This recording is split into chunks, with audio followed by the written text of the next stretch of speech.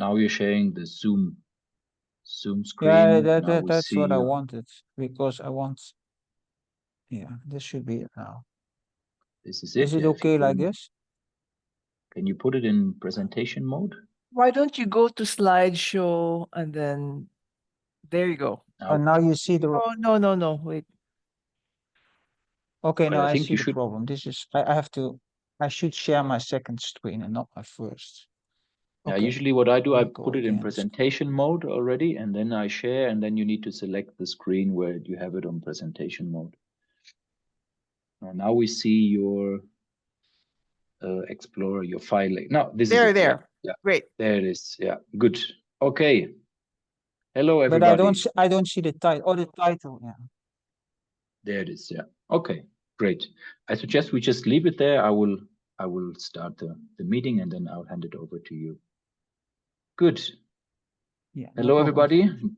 Good morning. Good afternoon. Good evening from wherever you are connecting to our July. Well, it's supposed to be the June session of our Paula Kantor seminar, but due to some internal conflicts with availability of speakers and everything, we moved this to the 4th of July. But we're very happy that all of you have joined us for this month's Paula Kantor seminar. We are very pleased to have Bela Tekin with us. He's a social and gender scientist working with IITA, and he is based in Ibadan, Nigeria, if I understand it correctly. So you have a lot of working experience in Africa, Bela, and you will be talking to us about the TRICOT approach to strengthen participatory breeding, right? I'm sure a lot of people of us have heard about the TRICOT, and maybe also in principle we understand what it's all about, but I'm very curious to listen to a bit more details and also learn how you have applied this approach. And I think it's quite successful. It has been taken up by many partners, and I think it's a great tool and a great example of how social science can also enhance the natural science, the breeding work of the CG centers. So with this, also thank you very much, Agnes, for your participation as usual. Joining on a holiday, that's even very special. Thank you so much for taking your time, Agnes, as usually your great support for our seminar series. And without further ado, I would hand over to Bela so we can hear from your presentation. Thank you so much, Bela. The floor is all yours. Okay, am I audible? Well audible? Yes, very well. Okay, yes. Yes, good morning, everyone. I'm indeed Bela Tekin, and I'm based in Ibadan, Nigeria, but now also in Benin, between Benin Republic. I will turn off my video because my network strength is not optimal. So then we'll have more chance that the presentation will come through in good order. So yes, I'm glad to be able to give a presentation on our work related to TRICOT, and I will put it also a little bit in a larger perspective, because TRICOT, why we went to do TRICOT, before we did that, we started with other participatory activities. The presentation is called From Testing to Partnerships in Breeding, Adopting TRICOT into a Co-Design Platform to Inform Product Profiles and Optimize Social Impact. The outline of my presentation will be, I will go into the integrative gender research in breeding that we've been carrying out in Nigeria. And then I'll go on to look at a little bit the importance of diversity within teams that we learned because of doing that.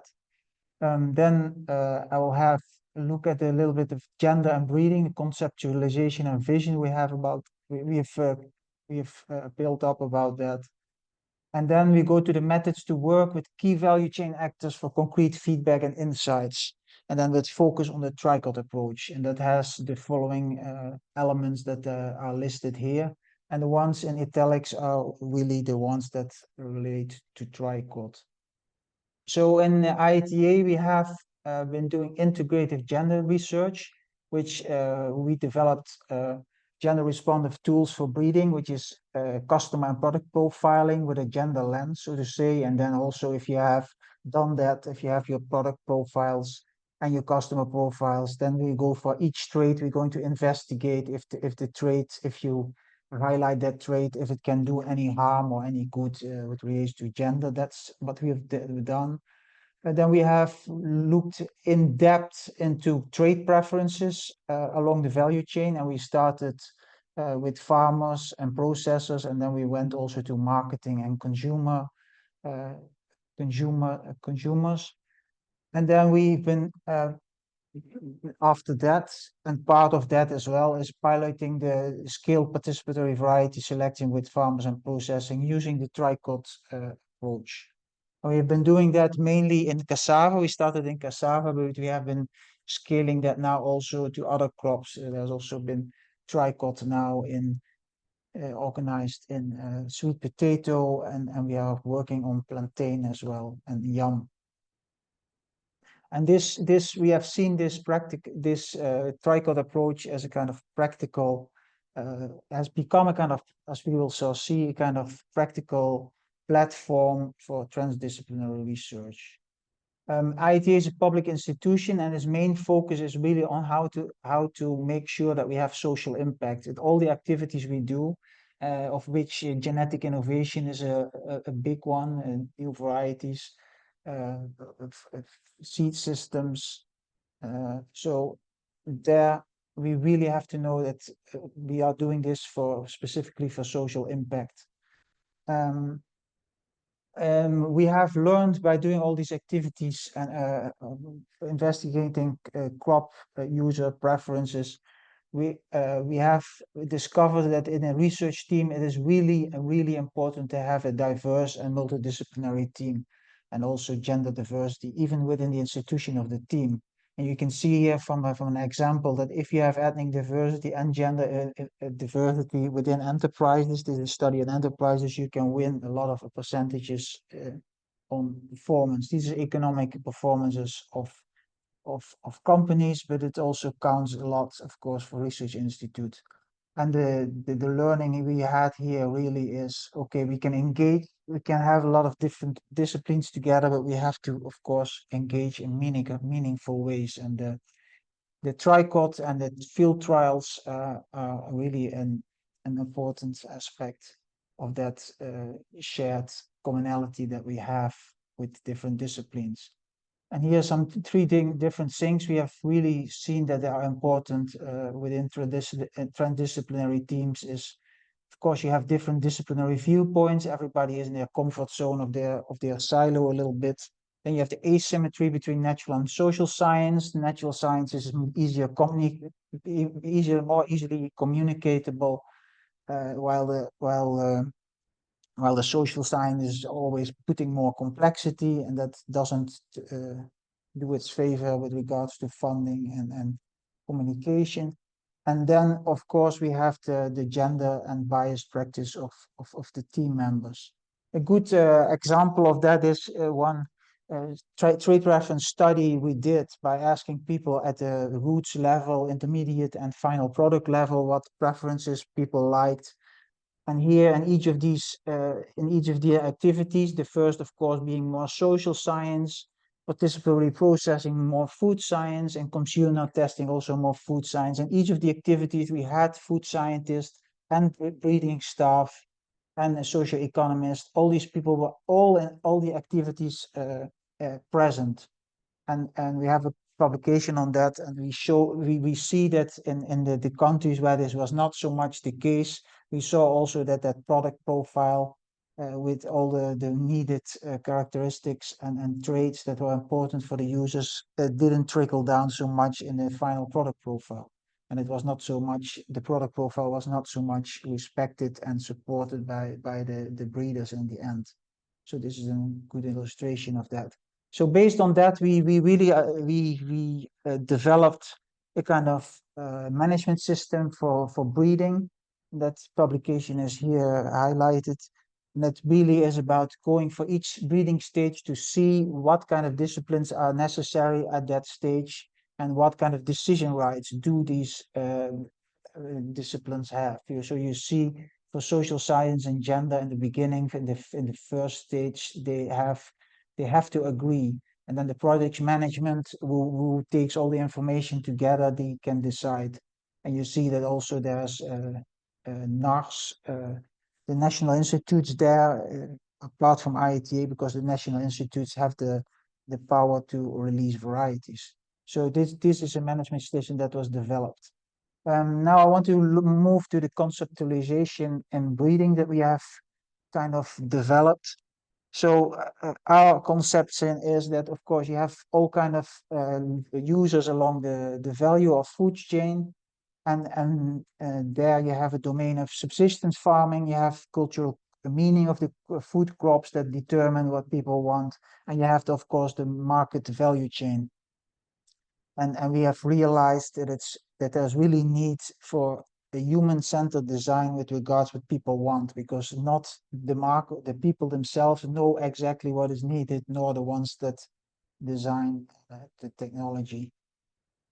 So the gender, with regards to gender, the gender aspect is of course not in the trait itself, but it's all about the trait becomes relevant in the task division that is kind of steered by gender social norms. Okay, but women in Africa, cassava, for example, are much into processing, so they are kind of locked into that work to some extent, and that's why they come with specific traits that are important in relation to their work. So that's how you have to see gender and breeding. So and of course, men and women have also different positionalities because of that. They do different work in the crop, so how much that work is valuable for them it depends also on those gender norms.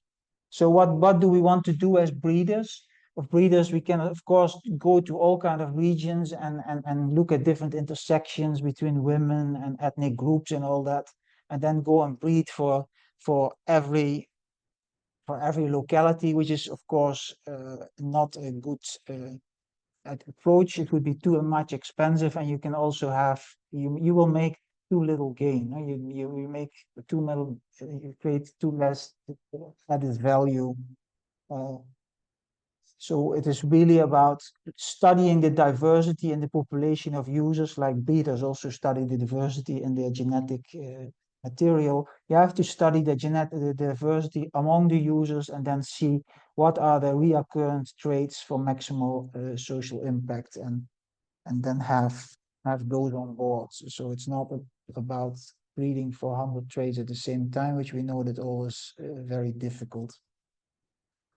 For example, then if we look at the product map in Nigeria, what happens with all the stuff that is produced in Nigeria, all that enormous amount of cassava that is produced, around 60 million tons per year.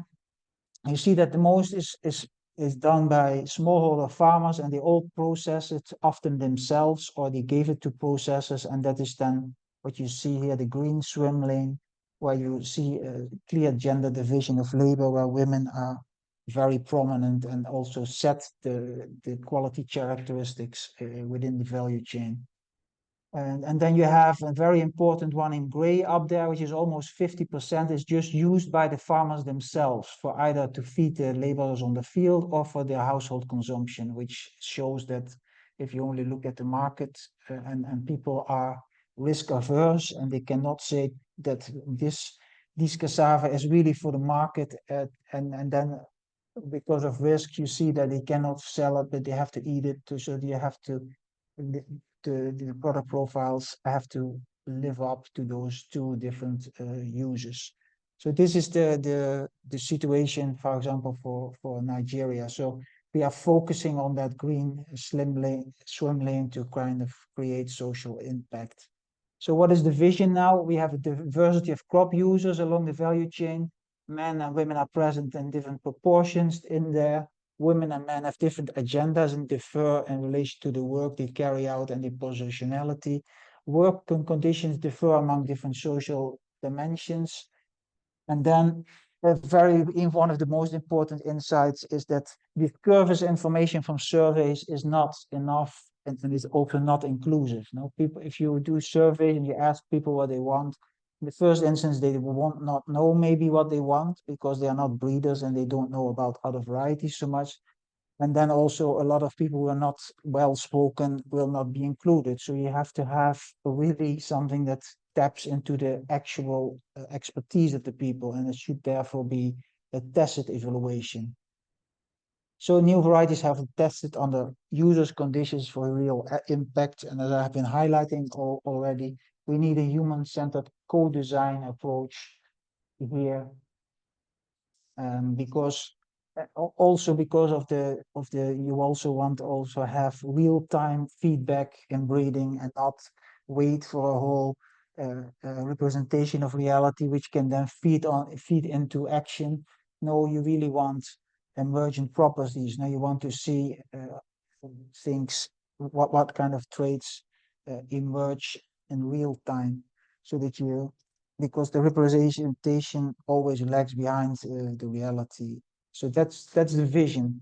So we decided, based on all the participatory work we have done, to kind of come up with integrated gender research work, and that has been effectuated by a different CGI institutes, but also different national institutes. As you see here, we started with Ivory Coast, Uganda, Nigeria, among others. And the idea is here, and this is the kind of the theory of change from breeding of tomorrow. Don't look at all those boxes, but the main points are here, the red arrows. You have a design and you have a deliver. And in the delivery, we want feedback on what people want. So we really want that direct feedback loop to be created. And then there's another really important feedback loop present, and that's the seed systems feedback. And that's another thing that has to be institutionalized, that we are just starting to do. And that's, for example, here one article in which we looked at commercial enterprises and what we can learn from that with regards to specific gendered variety and trade preferences.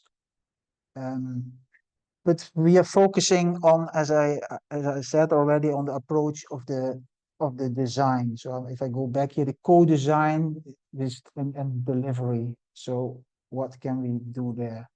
So that's the central approach here, is to really link breeding, food science, social science on the same variety, to have an integrated continuum of triangulation of information from producers up to consumers, so that you can link all these parameters and you can see where the issues occur, or where the possibilities occur to have a variety that is kind of acceptable across all those users. So these are the different things that we developed. They were also in the introduction of the presentation.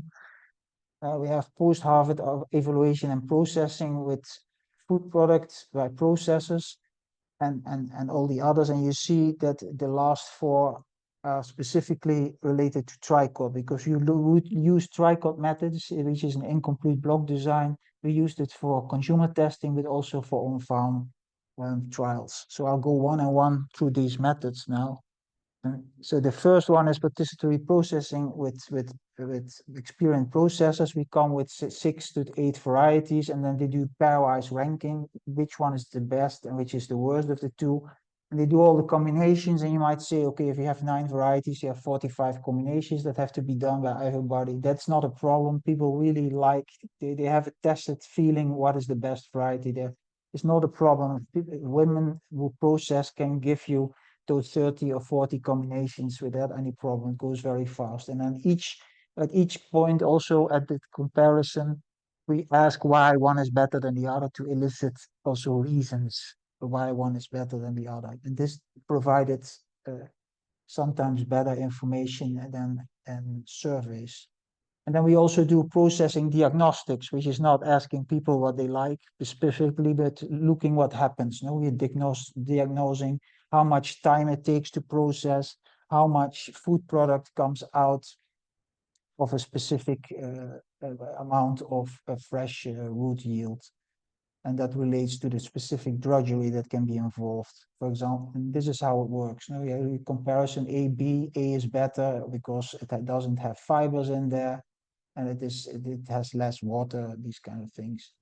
And then you see that these things are really, they are real. If you come to the end product, for example, on the right, on this photo, you see that there's a fufu here with a texture that is absolutely different, and all the three processes come to the same texture. So that's really a problem. So these things are quite real. There are real differences there.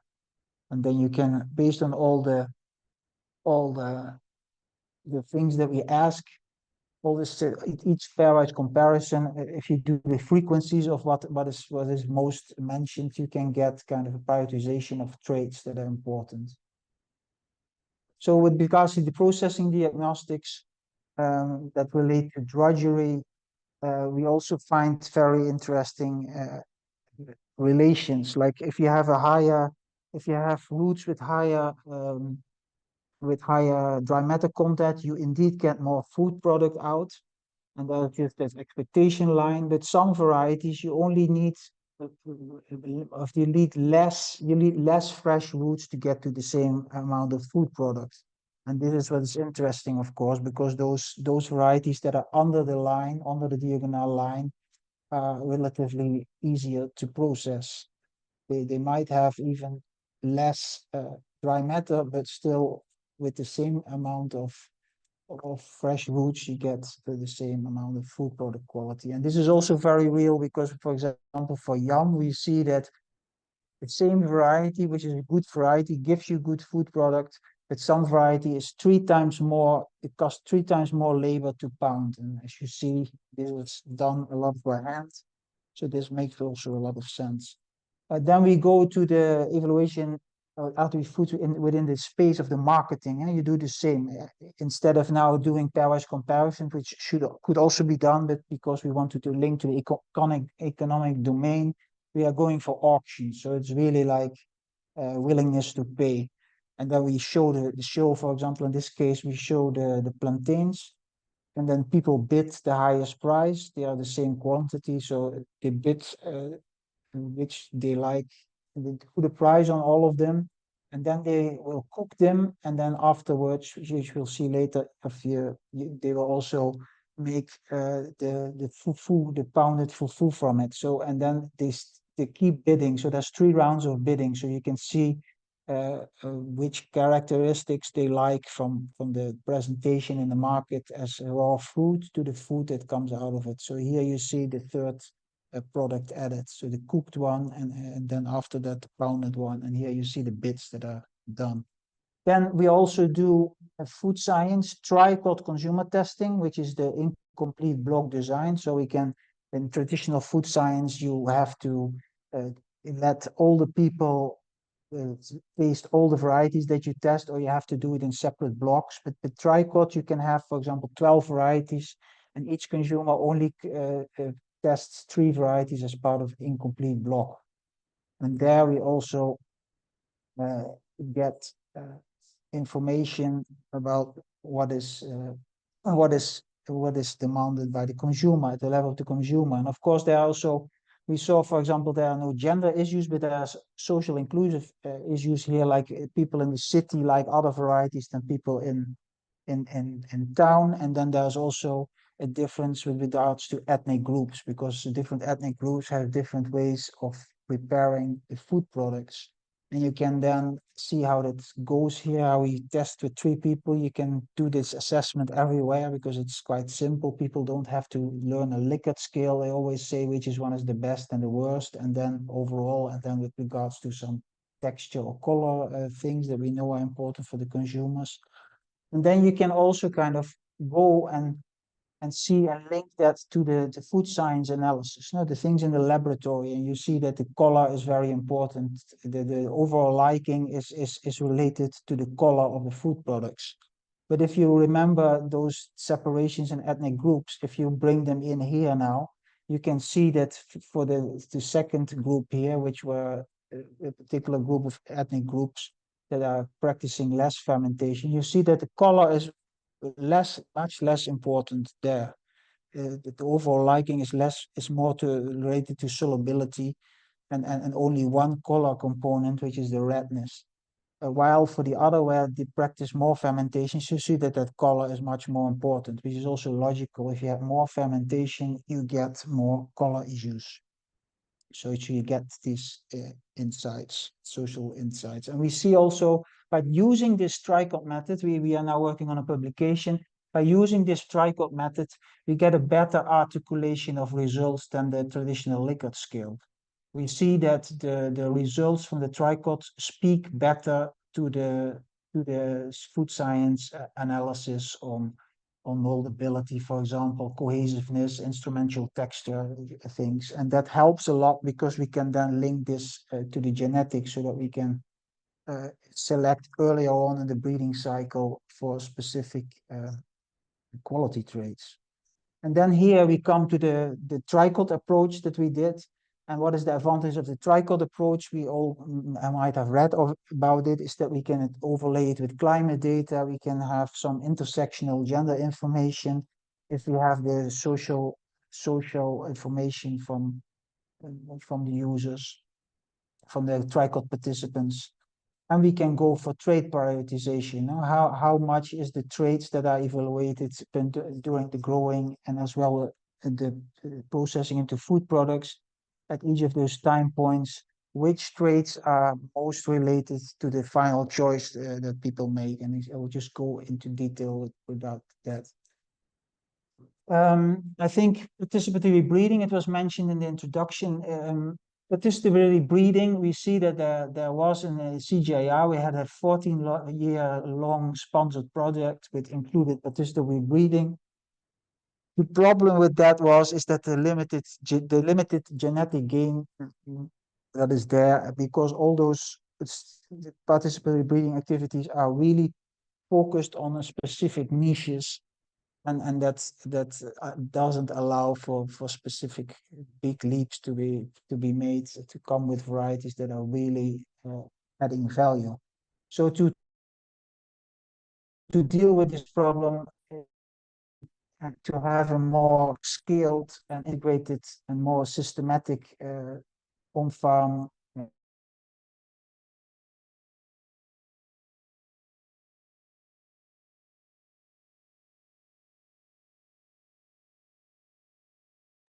Have we just lost audio? I can't Yes, hear Bella. No, I think so. Yeah, I can't hear him either. Bella, are you still hear us? I think we lost you. Oh, yeah. I think he's away. Okay, yeah, maybe I don't know how to. Maybe we can see if he can make his way back.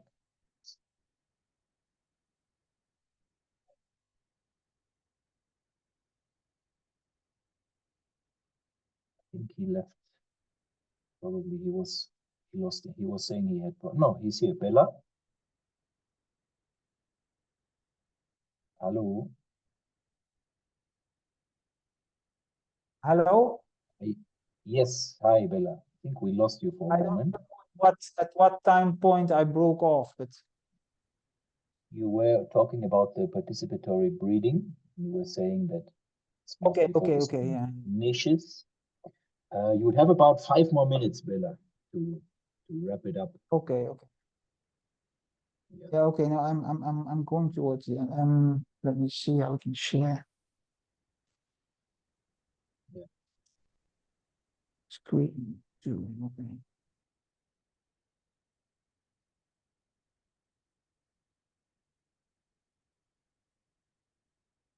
Do you see my screen? Yes. Do you see my screen? We can see. Yes. Yes, we see it. Yeah, So thank this you. is the idea of the tricot. I've not explained this. Okay, participatory breeding. Okay, so that's the argument why we went to the tricot trials. So here we had 320 participants over 4 states and 2-year data. And this is the idea of tricot. Now you have a number of varieties that you want to evaluate. They go into an incomplete block of 3, and then at the end you can rank them all because all these combinations are well balanced. And then with the tricot, we evaluated the best and the worst 3 plants.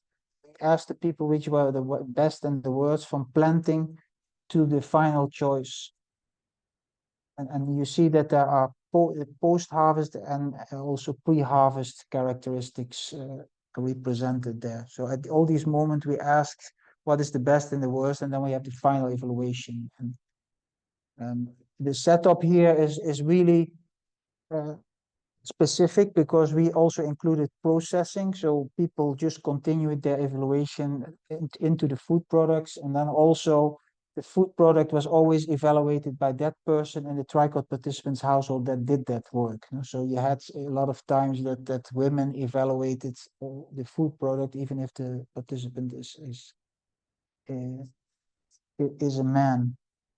And we used also a specific rural household multi-integrator survey to have some demographics and information about poverty, household dietary diversity on the tricot participants.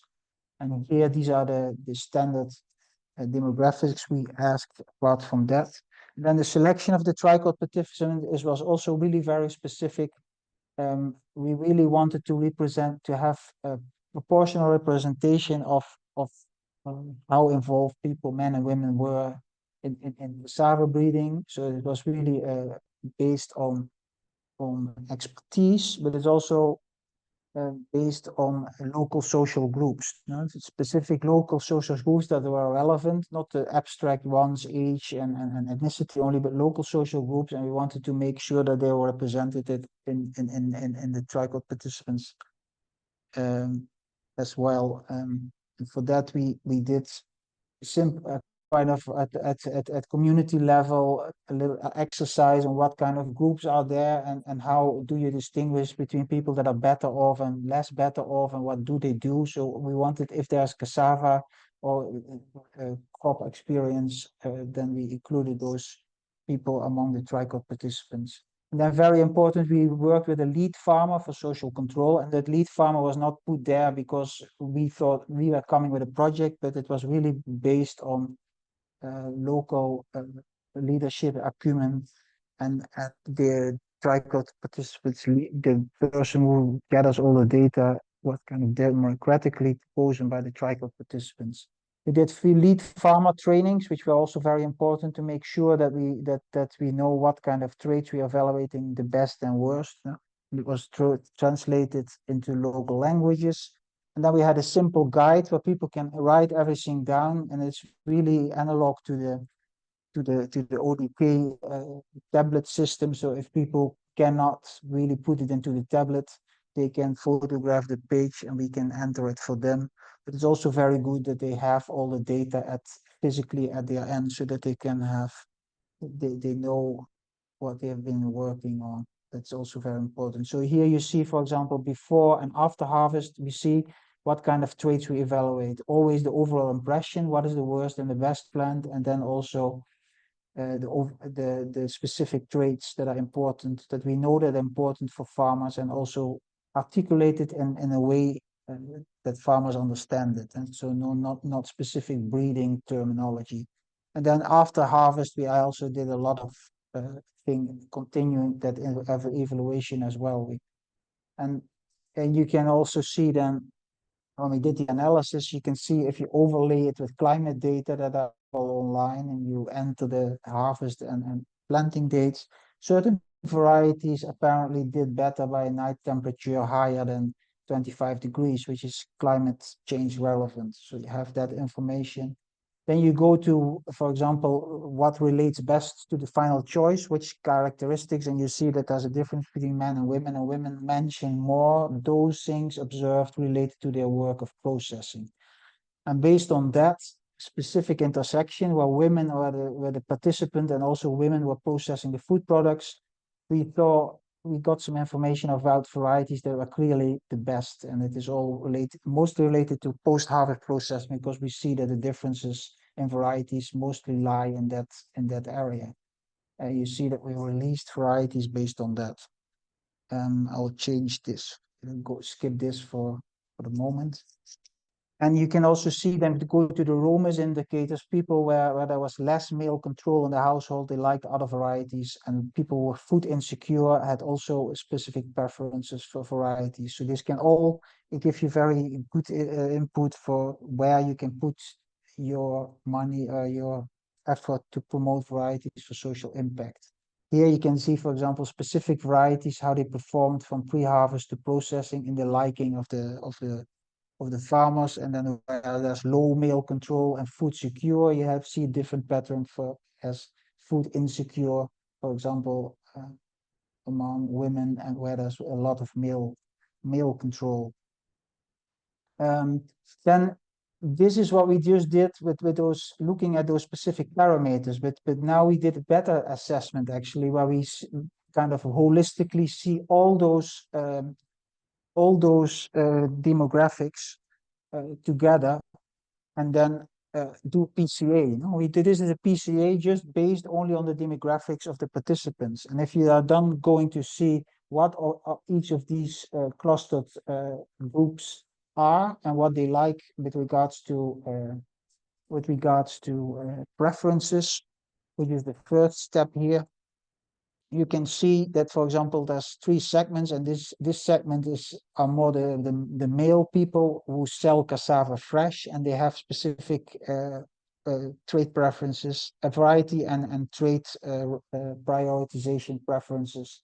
And then the segment 2 that I've been highlighting, that was this small scale producers, which dominate, in which women processing dominates.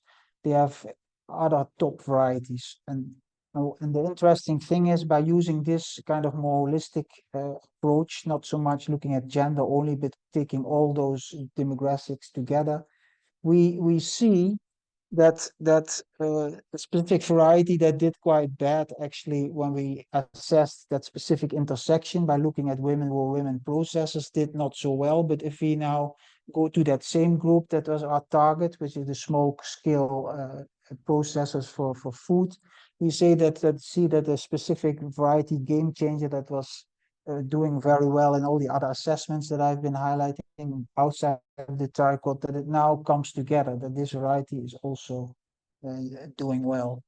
And this work has also resulted now in working together with the variety release committee, because they were absolutely not satisfied with the way on-farm testing was done. People were not engaged, farmers were not engaged, the data were quite unreliable.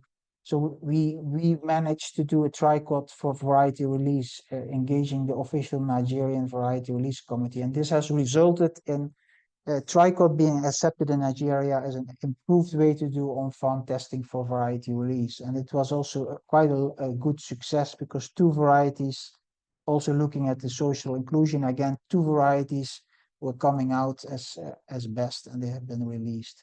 We also do in Congo, we have now doing a tricot, also including variety release committee. And as you see, they have just harvested, and they are now going into the food processing. We also, with regards to tricot, because tricot has different applications, now it can also be used to market varieties by private companies. Bayer is doing that in Kenya, for example. One Acre Fund is also a community enterprise that does that. And one specific interesting application is variety for testing and promotion and deployment, which you can see here, that because of the introduction of tricot, there was an enormous boost in local informal seed exchange networks. And then, as I've been saying, this tricot has become a platform for us of trust. We build trust with the participants, and to look into also specific qualitative gender research, because we really want to know what can be addressed by breeding and what cannot be addressed by breeding. so that we can think about bundles, about how to kind of increase the impact of breeding products. And that this is one of those tools where we are looking at who makes the decision, and if women are doing a lot of processing, are they gaining the money from it, or is it the man who just takes off or take everything away? And it gives you also clues about those additional those complementary innovations that might be necessary. We to create also kind of we thought it's also important, well, if we do citizen science with these people and consider them as co-researchers, we need in a lot of cases to build horizontal. We need to know their motivation to join the trials, because it should always be a win-win. We cannot use them just as people to get our data, because we have to make them really realize that we are breeding from them and that they are partners. So that's why we have studied what are the motivations for farmers to join these trials. And we use at the same time, we use also video tools to create that horizontal interactions, where the farmers also interview us about our interests and things. And using that medium as well, you see that people see their own activities kind of uplifted and much more, close to modernity, or how you want to say. So this is also very important. And then also with the local, we see that because of this, local leaders come with kind of initiatives to multiply varieties and cooperate with us. So this kind of works. So these are kind of social innovations, social technologies that we are working on. And here there's two PhD students who go a little bit further into this, like what is the relationality, the personal attachment to the crop of breeders and crop users, and others look at the social impact of trials. So what is the leadership agency development, because we do these tracked things in the communities. So that's also part of that. And you see, as part of an MSc thesis that looked at the varietal diffusion as a result of those tricot trials, you see that there is personal development. People learn things. People get more respected in the community, as you can see in these results. And you see that also from the 59 people interviewed, you see that at least 273 other farmers were reached because they gave the material from those trials to others with a story behind it, from these are better and all that. So this is also very interesting. And you see that all those things travel outside of the stage even. It's not localized in the village, but those varieties travel out. So this shows the enormous active informal seed system that is present. And then, of course, to finalize, we want which is one of the most important things, and it is often not respected within tricot execution, is giving those results that you have obtained from the tricot back to the farmers in a way that they actually can understand. So we are co-designing feedback sheets with the people, like, is this something that makes sense? And we also look at symbols, what kind of symbols are good to represent what kind of traits, to really make sure that the people know, okay, these 3 varieties I had, I found the best one, but on the level of my village or on the level of the whole project, the other variety was the best. And then they can also go into their own community to look for people who had that variety, so that they are kind of double informed. They have their own experience, but they also really may have to make sure that they understand what the overall result of the whole tricot was. And as you see here, there's some QR code with also the link to all these results, because in each of the communities you have these younger people who know a lot of stuff, and they dive into these results and they become spokesmen to kind of even more detail the results that come out of these trials. So this is, for example, a QR code. If you scan it, you can see all the results that came out of the Osun and Oyo State tricot trials that were there performed for variety release. So this is my contribution to this seminar. And these are a lot of the people here I want to acknowledge, because they come from different CGIAR institutes, Bioversity, SIP, IATA, a lot of NARS people also from Cameroon, Nigeria, Cote d'Ivoire. So this is, and if you're interested, you can scan this QR code, which has a little video, a video around 20 minutes on our tricot implementation in Nigerian cassava breeding and how we integrated gender into that. So thanks a lot for your attention. I went over time as expected, but sorry. Thank you very much, Vela. Thank you. Very comprehensive overview. Congratulations. That it looks like a lot of work. I'm not surprised to see so many people on your second last slide. You can tell that's a long-term effort probably, and very comprehensive. I think you touched on a lot of different topics. So in the interest of time, I will hand over to Agnes, so she is. Great, thank you. Great, thank you so much, Bella, and thank you, Michael, for giving me the opportunity to comment on this really excellent and comprehensive presentation. I will first make an admission of ignorance that before this presentation, I had no idea what tricot was. So I quickly Googled it, and I think he's correct. It's a triadic comparison of technologies. So Bella, if you ever make this presentation to a group of people who are not crop breeders, I would suggest that you start with the definition so that people, I mean, you did talk about it as you went on, and I said, I'm going to try to figure out what this is. And I actually came to the right conclusion after you'd explained, looking at blocks of 3.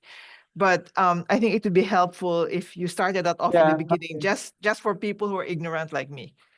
Okay, that said, I thought that a lot of people would know about it, but that appears to be the case that I have to. Yeah, because it takes quite a lot of time to really go into the principle. Yes, it does. But I think just explaining that it's comparisons by groups of 3, that sets the foundation, and then it makes sense. Because I figured it out as you went along. Okay. What I found really there are many aspects of the presentation, and I think the approach that I found very appealing. I like the idea of the co-design and delivery direct feedback loop. I like your idea of the triangulation of information. So at that point, I was like, does tricot mean triangulation? No, it does not mean triangulation. And what I actually really appreciated was that you ended up with this conclusion that the holistic approach isn't only gender, but its interaction with other aspects, such as the social and regional factors.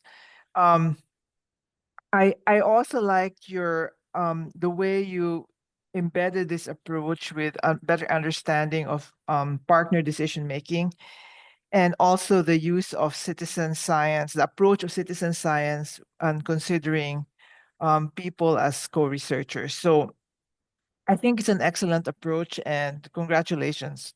So I will stop here. Thank you so much. This is, by the way, my last sort of official whatever seminar as the discussant of this series, and it's a really good way to end it. I learned a lot from this one. Thank you. Okay, thanks. Thank you very much, Agnes. We will certainly miss you. Yeah, it was great having you with us, Agnes, and we hope you can tune in every now and then. I heard. Please, Bella, do you want to? No, I wanted to say that I heard from Stephen Cole. He talked about Agnes, that she will have always managed this to get such a lively and good discussions going in the seminars. But that's yes, that will be missed probably. I will still be around. I'll still be around, and you can. Okay. I'm not disappearing off the face of the earth. Do we have some questions from the audience? Please feel free to raise your hand, unmute yourself, or if you cannot speak, you can also write your questions in the chat. So Bela, maybe in the meantime, I don't see any hand while colleagues are thinking. Can you tell us a bit like when did this whole thing start? Like this looks really like a long-term. Yeah, okay. It's a good question. Well, it all started with the Next Gen Cassava project. It was a Gates-funded project, and that started, I think, in 2013. At that time, there was Heli and Tufan from Cornell University, who was had a big part in the so-called survey division, and the division within that project that looked at user preferences and gender. And there we kind of we started to really go very deep in the discussions about gender and breeding. And that was kind of amplified by CIP, by the director at that time of CIP, Graham Thiele, who was working together with Vivian Polar and Heli Tufan to kind of institutionalize this gender and breeding debate within the CGIAR. Dus that's where it started. And then we started to do mother-baby trials, because they started with surveys, and then I came in and I said, no, you don't learn so much from talking to people. You have to give them option and they react to it. And then we did mother-baby trials, which are just small trials in farmers' fields, small scale. And then we realized that that's not represented enough. And then we came to discover TriCot, the TriCot approach that's developed by Biodiversity, by Jacob van Etten and colleagues. And then we went into conversation with them to see how we could adapt TriCot to be more gender inclusive. And that's a little bit the story. So we are now at the moment that we have TriCot accepted as a way to do on-farm testing of variety release. Only the execution, there's a lot of things about the cost. You have to go to all these farms and how to do it cost effectively. And we have shown that the cost can even be lower, but yeah, it's that discussion is still a discussion that is ongoing, and we probably need more partnerships also to execute these trials. Now you can partner with an NGO that does this, and could create win-win situations with private partners such as Bayer, for example. They can come with some varieties, you add your own, and you can combine different objectives. Okay, thank you. I see that we have some questions. Chris, please unmute yourself. Yeah, thanks, and thanks, Bella. You've always done a good presentation on matters of TriCot, and every time I listen to your presentation, I get very impressed with the content and what you've been able to achieve with TriCot. I think is way above what I've seen others achieving. But specifically from today's presentation, I am keen to follow up on the elements of processing that you mentioned, and particularly when you went ahead to make disaggregation of the data between male and female and their preferences with regard to processing traits. Part of what has motivated me to ask this is breeders normally feedback to us that when we do research, we come up with traits which they find not very breedable because of the way of the way we package it. So when we say processing, how does a breeder breed for processing trait? What are the real elements of processing, if you can unpack when you say this is a better processing variety than this? Yeah. What is it in it that is making it a better processing variety?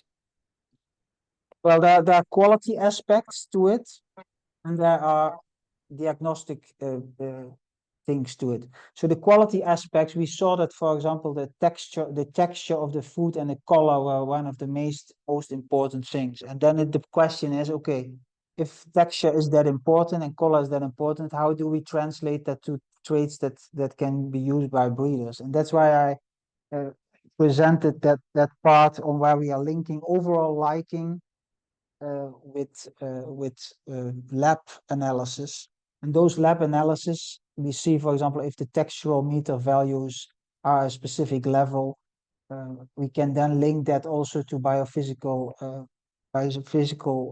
content in the roots and eventually to genetics. So there's a lot of proof of concepts necessary to be able to breed for those quality characteristics. So one is quality with its possible links to genetics, to food science parameters and all that.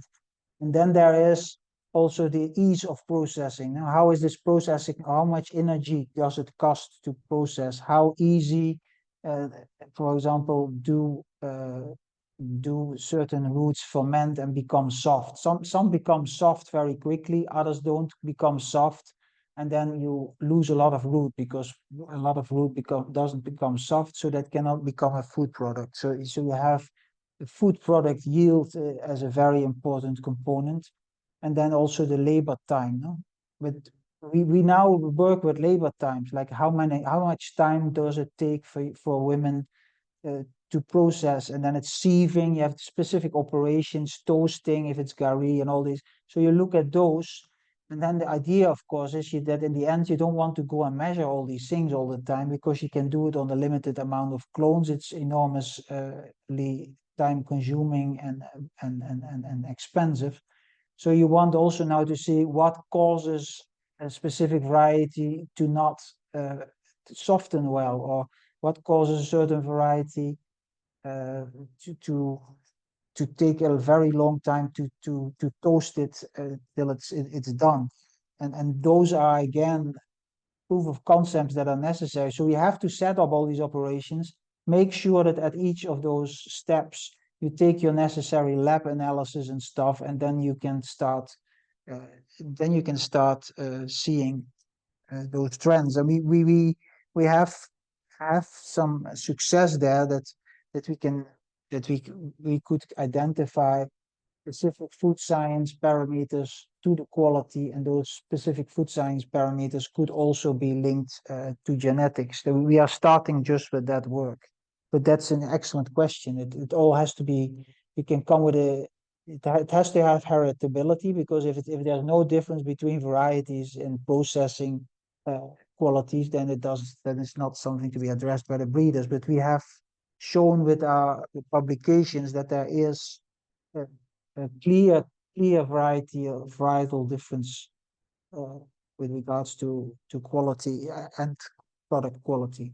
So there's a lot of aspects that has to be made concrete. We made it concrete by, like I said, timing, physical chemical composition, instrumental texture meters, panel measurements.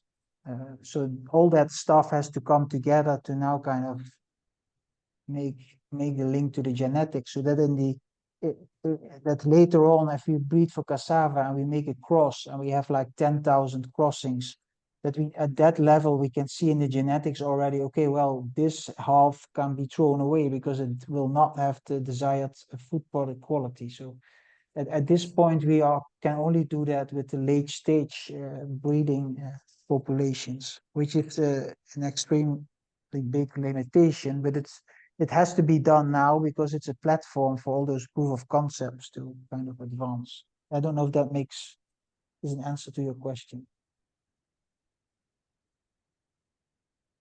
Yeah, that's fine. I mean, maybe I would repackage my question now as a comment overall, that part of the results coming from the citizen science, as we make presentations and share with breeders, their emphasis has been that sometimes we put, blanket traits like marketability, a trait that is making a variety very well adapted. Yeah. It's marketability. Then they say, hey, so how do we breed for marketability? Just as an overall comment, we need to consider how the social science work fits into breeding in terms of developing those varieties and making them more adaptable. Yeah, we've been doing nothing else than that. There's this Alamu paper, I think, Alamu et al. 2024, and that's really about that exactly that linkage. Like, how can we? It's the first exploration of those linkages to make sure that we can actually breed for those things. And marketability, you can break that down to there's a number of traits. Usually it's for cassava or yam, it's the root size, it's the flesh color, it's quality and shape and all these things combined, of course. So it's really indeed a challenge to say, marketability is just a whole combination of traits. Yeah. Yeah. So we're running a bit out over time, but I see Lillian has her hand up. So if it's a short question, and if I kindly could ask for a short answer, we can still take it, because I guess colleagues, they have other appointments. Lillian, please. Sure, thank you. And I'll make this very brief. Bella, always a pleasure. I just wanted to pick up on just your thoughts on, on the study you did on varietal diffusion patterns as a result of the tricot trials. And this is related, I think, to what Michael asked about how long does it take for you to now start tracking those diffusion patterns, but also it informs what composition of materials had you actually started with within your tricot trials. Thanks. Yeah, okay. I will try to make it as short as possible. We started with tricot as a kind of a way to do prioritizing of traits. So we put in quite a lot of diverse material, which were not usually the best breeding lines. There were also some less good breeding lines, and also what people preferred. So it was a whole kind of mix. So we started with that. But when we moved to applying the tricot method as an on-farm testing for variety release way, then of course you have a limited amount of traits of things included. You have what you think is the best varieties, and then of course also the checks, the varieties that people appreciate. You know that they are very, very dominant in the market, and some checks. So that's all. But we started with a really diverse population of like 30 varieties that we did, and there were very good ones in there, but also not so good ones. So when this MNC started to look at those patterns, she took analysis. So there will be a paper that is not part of her MSc thesis, because that was too much. But she will look into what kind of varieties did people pick out, and which ones were kind of disseminated. And this study was done like 3 to 4 years after those trials. But I think that's because we know that, for example, cassava, we know that about 50% of all the area covered with improved varieties are varieties that are worked on by scientists but are not released. So they are escaped from breeding trials. So it shows there is a very active informal seed system going on. Fugitive cassava. Yeah, interesting. Okay, Bella, thank you so much for your time, for this very comprehensive, interesting presentation. Congratulations to all your progress. I think it's very impressive what you have achieved. Yeah, we have the only weakness about us is that we have to work on some more publications to get this out. So that's a thing that we are working on now. Well, you have a lot of material. You can use the next 10 years. The next 10 years you can use to process all the data that you have collected, right? Good. Thank you so much, everybody.